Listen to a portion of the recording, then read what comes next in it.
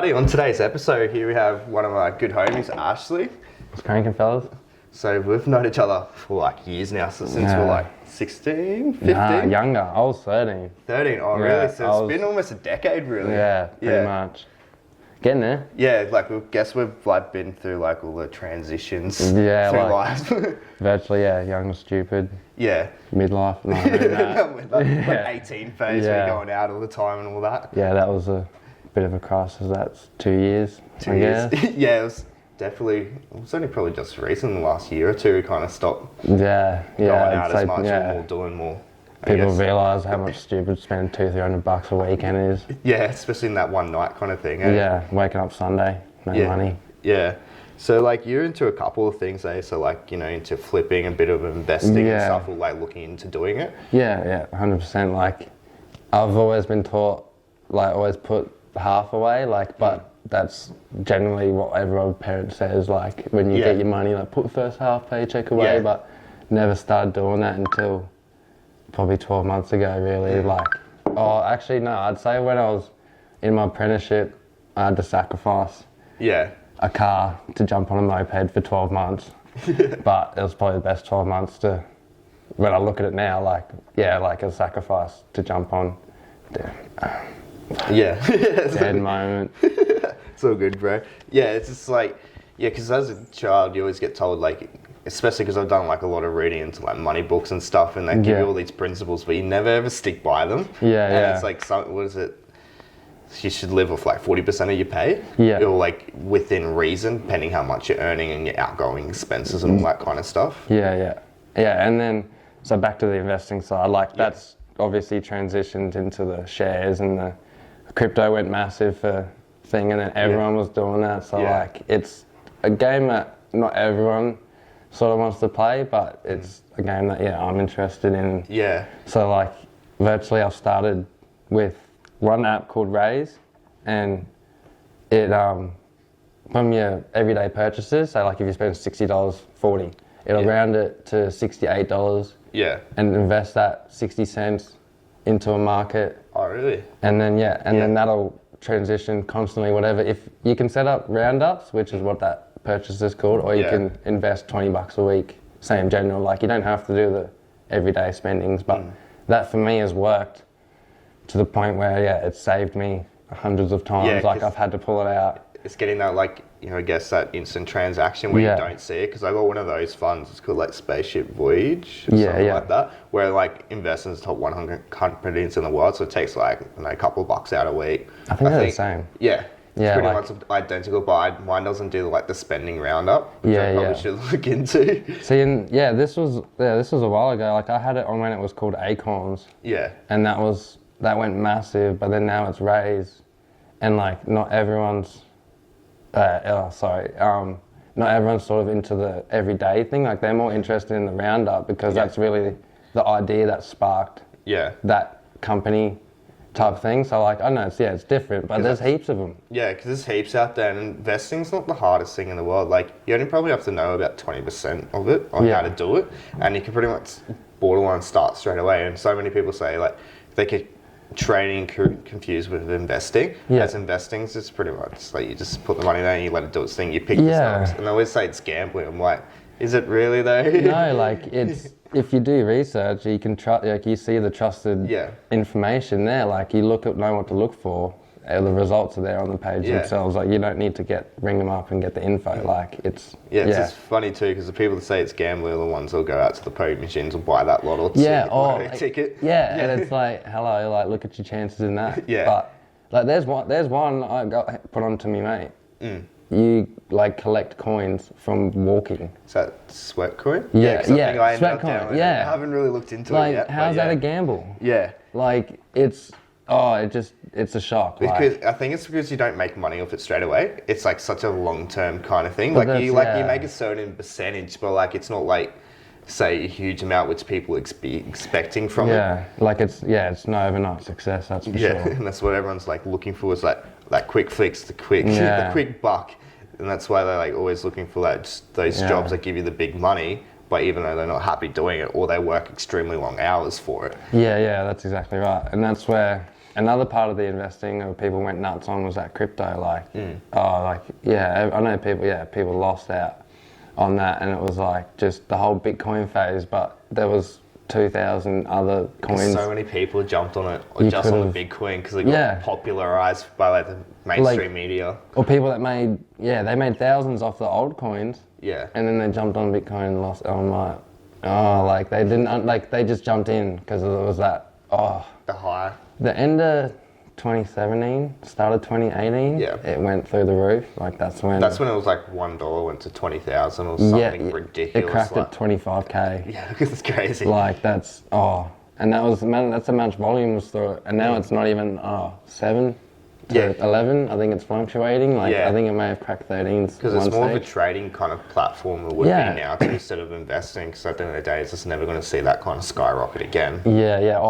Yeah, exactly, because that was that much, who's going to put that much money? Yeah. There was hundreds of billions of dollars into that at one stage, and I don't think the capital's ever cracked the same. Some of the people that got in stupidly early too would have killed it, and they would have just sold up straight away. Lucky buggers. Yeah. That's the best part. But yeah. So yeah, you do like a bit of, I guess, like with, you deal with a bit of like the construction industry and stuff like that. I wanted your take on how, like, I guess, how the mental health scene is kind of that, because that's the kind of thing I'm passionate about and started researching. So what's your take on that? I definitely see why there is problems, because it's, when I started my apprenticeships were low. Like, I remember my first apprenticeship, when I first got the information, I was going to be on $7.35 an hour. And I was like, who really wants to work for that? Like, but then that's the money side of it. But then I got put up to $9.35. But then, like, that whole starting out type thing was probably the hardest part. But then you get people coming out even into the construction, and they're like, it's too hard, like, for them. Like, they're not breaking it down type thing, like the hours and the, I don't know, like, it all comes down to the trainer, like, for the mentor though, like, for coming into that thing though, because there's sometimes it's a way of thinking of what to do, and then like, they're not just going, hey, look, this is this way or this way. Like, some people are just giving them crap because they can't do it. Yeah, and they're not explaining it right. And like, especially like, because they're not naturally, say, good teachers. Why they get put onto the teaching role, and then they get upset at the apprentice for not doing it right. Like, and then understandable that person's been taught one way, but there's always 5 other ways. Like, someone can get to it and stuff like that. And that's probably what the hardest thing is. But also, like, I can't obviously listen to every I'm not listening to every conversation, but like, there's sometimes the bad people that get put down, and it's like, look, like, no, like, this is how, look at it positively. Like, it's so hard, because like, no one, that comes down to emotions of where you learn to control it. Like, and then another thing is, if that person is teaching them right and they're a little bit hard on them, like, that's not being that's not being wrong. Like, that's being like constructive, and you take it on and learn from that. Not, it's like some kids like, it's hard too, because like, as you were saying there, a lot of people don't understand what constructive criticism is. And it's like, you get like bubble wrapped through school, and then you get into like the workforce, and they just don't care. And they always have that don't care attitude. They never lose that, and it's like, unless someone's really onto them from the start, like, they always carry that with them, because I've seen people, like, not people, but family friends that have always had a don't care attitude, and then I've grown up and then realised, like, they've always been the same person that they were when they were in the mid-30s, and it's like, like, I just... Yeah, you see it, like, I see that all the time, especially, like, because doing barbering still at the moment, it's like, you see that come into work all the time. So sort of like the older, like, that middle-aged kind of group, it's like they have that don't care mentality. And they're like, they're also unhappy, but they won't change the way they are, but they still just don't care how other people feel. Or, like, think about them kind of thing. And see, that's probably where a lot of kids these days struggle too, because they don't speak up. Like, I found, like, everyone whinges all the time that I speak up too much, but it's like, we got a solution, like, we're solving it. I'm not walking away from it unless it's solved. Like, and it's like, it's sometimes I come across wrong and stuff, like they might come across as me being agitated or angry and stuff, and it's like, no, like, this is the issue, like, if it's solved, like, I'm speaking up, let's sort it, like, and that's an issue for people nowadays because, like, it's how do I come across to a 40-year-old that's going to just drill me, like, you know what I mean? That's what because he's been drilling them at work, and they think it's going to happen when they go and ask the question, or, like... Because, like, they've been drilled since a young age, and then it's like, as soon as they work their way up, they think they can do it again to the young ones, because they had it happen to them at a young age. Yeah, and then, like, sometimes I see someone, they got a young boss. I've always had old bosses, like, like, I've never had a young boss, so it's always, probably old school myself, like, I'm just always willing to work hard and stuff, but the way I come across too is still old school, like, I'm not scared to hard that, because obviously it's what I've been taught, it's what I've been shown, like, hard ass type thing, like, obviously, it's going to carry on, but I don't want to... Do add a bit of the new school stuff in too. And that's what people don't understand. You need to add the both in, because that old school stuff does work still. Still pretty well. Like, the roots of the old school works, but the roots are pretty much nowadays, the same price. Same place. Sorry, not price. And I learned that all down when I started martial arts. Like, I remember not even being close to a black belt, and all the instructors threw me at the front of the class and was like, "Go on, like, she's yours, mate." Like, it gets shoved in. I think that's like one of the best ways to learn too. It's like just get shoved in and just do it. And that's like the best way to learn. Just getting it done. Just do it.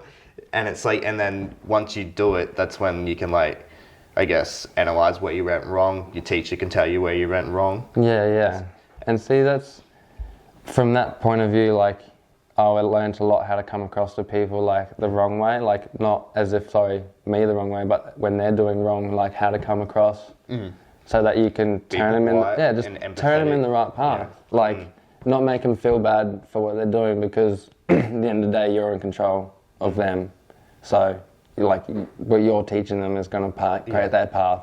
So, like, that's what I was saying. I don't want to take on that old school type vibe and pass that on, because it's not going to work 10 years down the time, because people are just going to be like, what the hell? Like, especially like 5 years down the road, even now, like, especially the workplace is going to change heaps in the next 5 years. Like, especially over here, especially the way that America's going, and a few, like, European countries. The whole service industry. Starting to, like, take care of their kind of workers and stuff, which is probably the most important thing. It doesn't happen very lot these days. Like, I've had 4 or 5 jobs now, and this last job I've finally been able to get overtime. Like, it's, because a lot of places still don't pay it. No, like, for my first apprenticeship, I didn't have super for 2 or 3 years. Found out, and then that got paid from a third party, only because he had the money sitting there. And it was like, if he didn't have the money, if he didn't pay our super, like, I wouldn't have any. So it's like, there's people willing to dig you. Like, and that's what I mean, like, how do people... Because that's like an old school mentality. It's like, you got to fuck over everyone else along the way. And it's like, that's not how you get people on your side. That's not how you make money. That's not how you create, like, you know, true wealth or happiness, is by stuffing over other people. And it's like, it's like the old school, especially like because I don't want to work for anyone that didn't pay me overtime. Like, the dude that I'm working for now is perfect, because it's like, I'm getting looked after, and it's like, just, I'm not asking for everything, like, it's just overtime. Like, and it's a little thing, like, one little thing has just changed my view on the whole, like, just the company for type thing. And it's crazy. So you mentioned you did, like, martial arts and that. What kind of, like, discipline did you learn, or skills did you learn from that you can take on to, like, real life? Because I've been looking into doing it, but it's like, I haven't really made the time yet to go do it. Everything. Honestly, like, I was pretty lucky though, because it was only 5 minutes around the corner. Like, and the instructors there, they took me virtually under their wing. And from day dot, like, I always just looked up to them from thing, but they pushed me, like, they dragged me out to the parks and stuff for like 12 hours. Like, I was sometimes doing martial arts like 7 days a week, but from the discipline side, like it was so weird, because I did a taekwondo, which was called WTF, which was like an attacking side of it, but there was such a mellow side to it. Like, there was times you'd be sitting there, like, with your arms out, like, holding a grip for 10, 15 minutes, and you're like, the pain running through you, like, like, you think, whatever, like serious. And then they're like 10 minutes in, you're like, like, and then it's like doing planks and stuff. Or yeah, like like spots on the wall for exactly that long like time. Yeah, a whole same discipline. It's just, and then it gets your mind going. Like you're breathing, you're slowing down, like you're taking notice of what's happening. Yeah. So it's like, and that mindset you kind of use taking into a mindful state. Yeah, you use from when, like if you're building a house, like looking at it, like where do we start, like breaking it down, like same thing, like it's always there. It's same, like these rules like apply in so many places. Like discipline equals freedom. Yeah, that's yeah, the like saying goes. Yeah. Discipline yourself, stick down, and then watch the time come out. Like, and it's like. That's why I say it's always good to have like a morning routine, because like then you start your like day discipline, and it gives you something to like, I guess, work for or like live for, or stuff like that. Considering. Yeah, I know what you're saying, but it was like honestly not even just discipline from martial arts. Like from when I was saying how they threw me at the front of the class, like being able to sort of not run a team, but just like work with Become people. more of a leader kind of thing. Yeah, like just. Yeah. And not even that, just sort of direct people. Like, I wasn't a black belt, but like, they threw me and people still trusted me because I'd done it 100 times. Like, I still don't know why, but they got there. And then by the time I was black belt, like the whole, like the mind side of the martial arts, like it was there. Like it was, I could just walk through people, like, and you know what, like people like wouldn't get mad, like I'm not upset like that. I'm telling them what to do and stuff, like other instructors did, but it was because like I didn't take it for granted what the opportunity was given. Like they always thought that I was like just hands spoon fed, but like they didn't see me at the park 12 hours with these guys. Like they didn't see me around their house every Wednesday doing boxing, doing like, I was getting drilled by them. Like at that one stage, like, I don't even know if people know this, but I could do the splits because... So you did, like, because it's like with everything, you do all the hard work behind the scenes, so in front you can do all the easy stuff. Yeah, like, and like, that was... I was failing school and stuff at one point because I was going so hard, but it didn't stop me from wanting to just progress as that leader, as a mentor, not a mentor, like, I don't know, like it's... kind of like a role model kind of thing. Like that whole... it all kind of fits in the same category. Anyway. Yeah, like that, and then now that, like, people always come across it as if, like, I'm trying to involve too much or, like, trying to, like, not really take over. I'm not trying to be the big dog, like, at the end of the day. Like, I'll be up there, though. Like, I'll rub shoulders with him. And that's virtually the mindset. Yeah. Like, I took from that as well. Like, because I was up there with the big instructors. Like, I was a little 12-year-old. And you're able to come across a more calm way, especially when you are, say, trying to delegate or You know, to get someone to do something or tell someone something. It's more, you come across calmly and more disciplined. Yeah. And they're not going to take it generally the wrong way. And if they do, it's not technically your fault. It's just the way they interpret it. Because some people think they have to sound smart to produce. And it's like, no, like if you understand what you're doing, like you can pass that on. Like...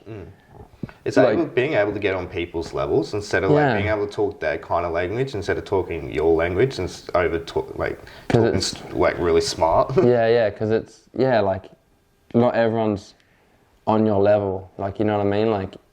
Like well, you always picture yourself at your own level, like where you are currently, like, you know what I mean, your situation. So like when people come across, they don't jump down. Like they always stick on that level, and it's like you've got to. Like, it's like working with someone. Like, you don't stick on what your ideas are. Like, you grab their ideas. Like, same thing. Work as a team. Yeah. You feed off each other. It's like a football team. And to me, like, that's a bit like, how you going? Because some people just, can't work with them because they're on that high horse. Yeah. And you can't be on that high horse. Otherwise, you make it hard. Or you're being a know-it-all kind of thing. Yeah. People don't want to work with you. No way. What are the things that kind of motivate you to do what you want to kind of do? And I'll probably ask the second question, like, what are your like kind of like goals within the next couple of years? So first one for the motivation. Yeah. What really just what I was showing you before, the podcast, like not necessarily hearing of success stories, because success stories, everyone's got their own, like, but everyone's is different. Like, you can travel the world and that's a success. You can earn 500k and that's a success. You could build your dream home.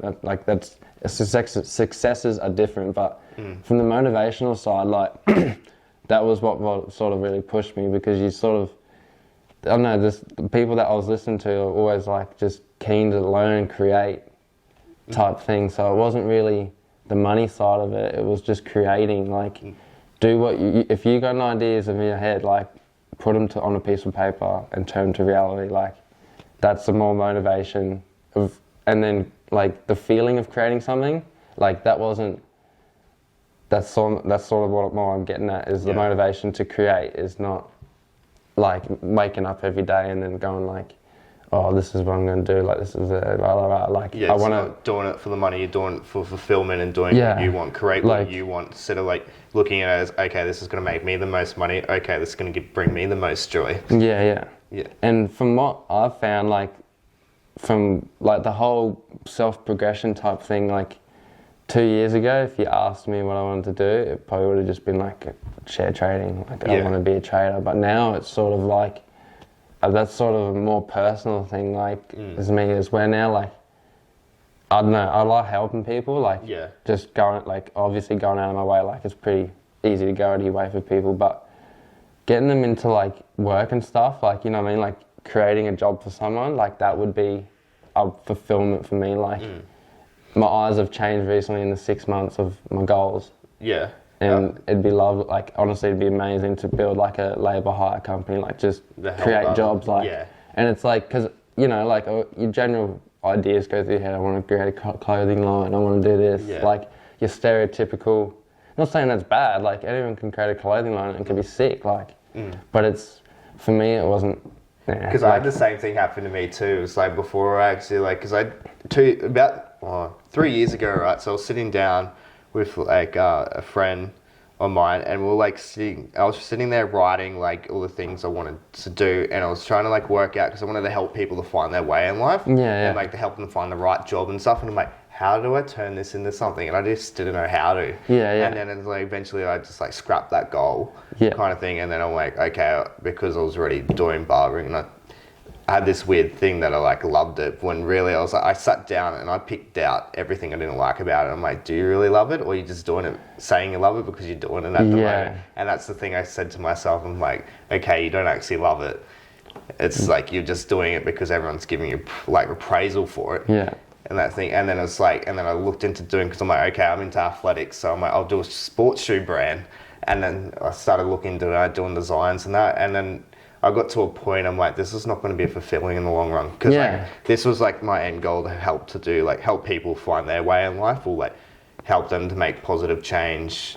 And that's, give them the tools to make a positive thing. And that's like but you look at that though, from when you first started, like that's really along the lines of that first initial opportunity. Like where you wanted to create jobs and stuff, like that can still create jobs though, because it could turn people's outcome on their situation, life, and then change for the better, which is straight away like obviously a positive change, like, so that you're on the and money that's there. Like it's the most fulfilling thing, like especially when you do get that one message from someone like, oh, like, thank you so much for what you've been doing, like you've helped to change my life, like that's more fulfilling than like making any kind of money.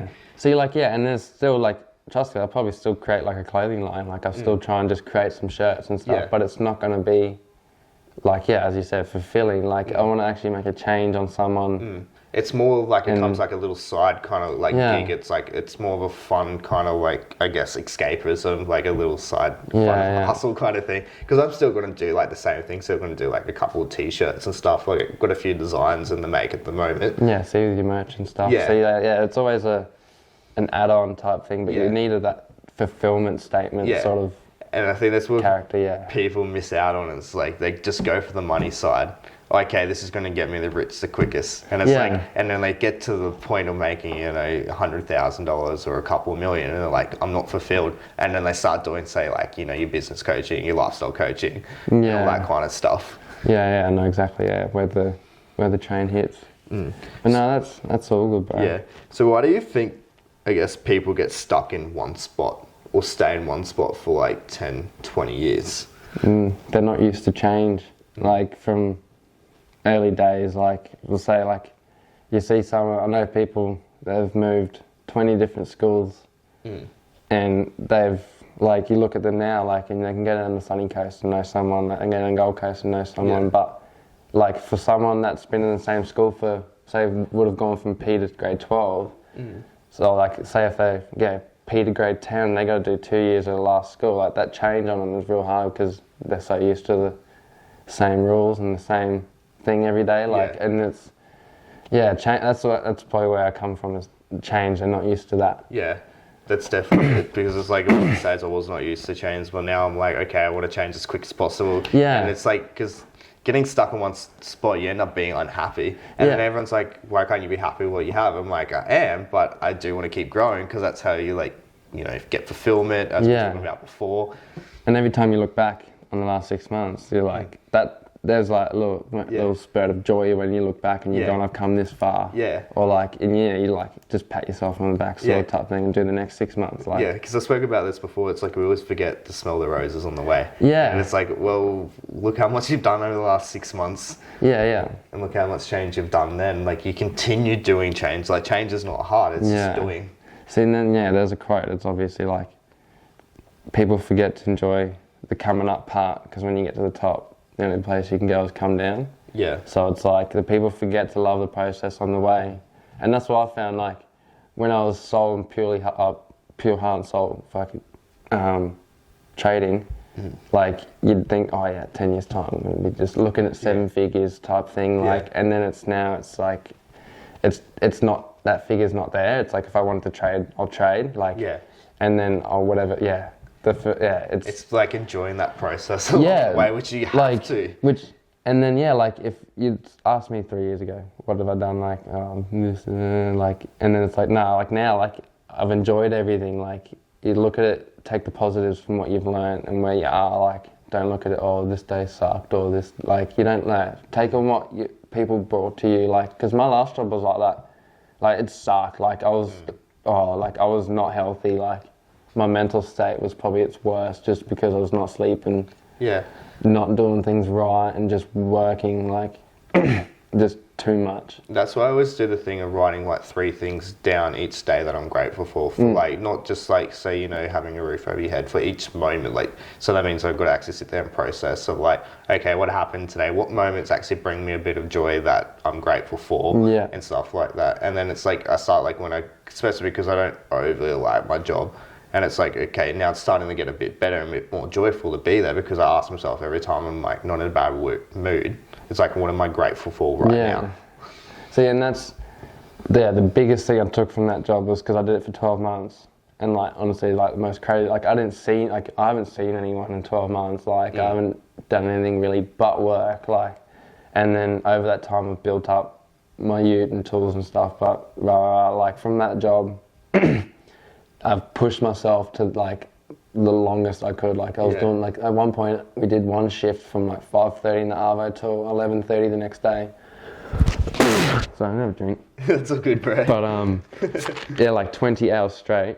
Like honestly, I was walking zombie. Like I never thought I'd do that. Yeah, be overworked kind of thing, and then you're actually tired because you're actually not enjoying it too. Yeah, like and then like it was so sporadic. Like some nights you'd be at work at 6 a.m, find out, get a call at 11, oh, you're working tonight, go home, hopefully sleep for 2 hours, and then you're there for the next night. So, like, my mental state was definitely, getting pushed along with it, like, as long as my body with my physical, like, that was cool. Like, I'm obviously from the martial arts, I'm so used to the physical pushment, because that pushed me. So mental side only can take so much. Your physical side can actually take a lot more. The mental side is a bit that goes normally first. Yeah, and for the first 6 months of that, you would have, if you asked, I would have been like, going hard, like loving it, doing it. And then probably the last 6, those last 3, it was like, I'm ready to just throw in the towel. Like, it's not even funny because, like, there's days where I'd just be like a mess. Like, but from that job, like, Rooster, like lined me up that job. I've worked for Rooster for 5 years, but from this 12 months, like Rooster's, like he boosted my confidence, like taught me just, and also like running things, like as well. Like there was a time where I know he got me to do 3 things, and I got I got people to do 2 of them things, so I did the one, but then he got mad because I did it, like, I wasn't supposed to do it, but so like, you started trying to delegate. But he taught me that, but it was like, you know, like, it was like, all right, shit, I stuffed up there, but like, that's the things like I took on from that, like, just.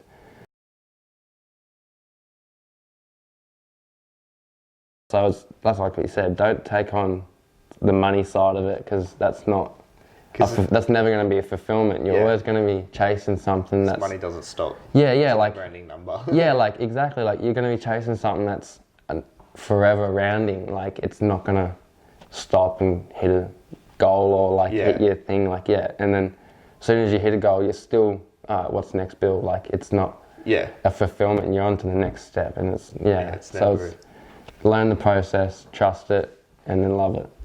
Like, that's, Yeah, 100%, bro. All right, just final question, man. What is the legacy you want to create? I don't know, like, if I was to create one, it'd definitely just be, like, you'd leave it like a teacher, like, just a guidance, like, I don't even know if I was to, like, who to pick, like, that would want to be, like, along my lines. Like, this is a good one, but... Yeah, it could be anyone, though, because it could be, like, say, like a family member or anything, because a legacy can be anything, especially, like, family and that. See, and that's, like, if I was, like, to leave a legacy, not many people, like, Andy Frisella, like, the way he comes across so hard and stuff, like, it'd probably be along them all like me, because that's how I am, like, hit it hard, give it like sort of all you got, and then if it doesn't work, it doesn't work, try again, type thing. But that's a good one, bro. Like, so it's just be like, always keep trying. Yeah, like never stop, like just always get over that hurdle, like get over that first hurdle. Because another thing that people don't realize, like everyone goes, oh, you're so young, like I've used this time, like I've been doing this since I was 15, like, and I'm 21, and I don't feel like I've been doing it that long. Yeah. But like I couldn't say I could build stuff, like, or run stuff, like. Yeah. But it's, damn it, the full hit a wall. What's the legacy you wanted to create? Full hit a wall, eh? Damn it. I guess it's just like, like what you're saying is just like, to show people that to just keep on going and eventually you'll get there. So like the whole, getting over the hurdle. Yeah. Just don't feel like time is not on your side, because you've definitely got all the time in the world. Like, as I said, in 5 years, I don't earn 100K a year, I don't do nothing, like, but for myself, like, I feel like I'm virtually ready to just go do it, because when you take in so much research, take in so much self-progression type stuff, that you feel like you just, I need to go do it. Like, you need to switch off that social media and just go do it, because that's another thing. Like, you want to learn so much research. Well, there's only so much research you can actually put in work and learn, because I've noticed too, it's like, it just comes repetitive. Because when you ask for more research, people want to see work. Yeah. And then, but never stop, like, always, and then sacrifice. If you need to take a step back to take 3 steps forward, like I did with the moped to get a work year, like, that's the whole game. Like, don't feel like time's not on your side. Just, go hard. Like, just, don't stop, because, and then fulfill yourself. Like, go hard and fulfill yourself, really. Like, that's really all I'd want to pass on, because that's sick. Fulfilling yourself is the most important, because it's, at the end of the day, you take yourself to the grave, so. That's it. Like, that's how I sort of look at it. Sick, so, but don't feel, well, like, you do, but don't feel like, you can't help others and stuff. Like, don't not I think that's the fulfilling bit, though. Exclude others, because, like, what if I cracked 20 million one day and was sitting in my house by myself? Like, what am I going to do? Like, I'd rather have, like, you know, a group of people that have made 2 million each, rather, you know what I mean? Like, it's, so, just go hard, fulfill, and just, work with others and stuff. Like, don't feel like, everyone's always against you. So, that's virtually it, bro. Sweet as, man. Glad we got there. Too easy. Cheers for coming on, A few bro? stutters. It's all good. But Cheers, bro. thanks, bro. That's all good, man. All right, peace out. Take care.